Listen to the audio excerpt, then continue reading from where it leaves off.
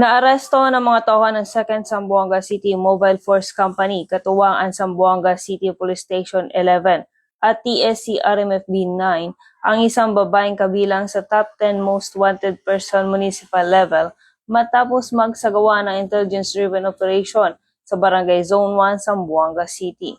Kinilala ng mga otoridad ang naarestong suspect na isang kontraktor, 43 taong gulang at residente ng Barangay Camino Nuevo, Zamboanga City.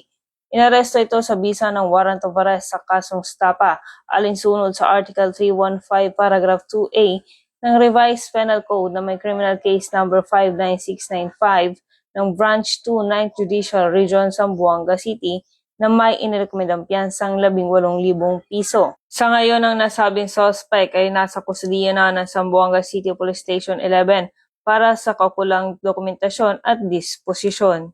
Patuloy namang pinaalalahanan ng publiko na makipagtulungan sa mga otoridad upang mabilis na matugunan ang mga kasong kriminal sa lungsod.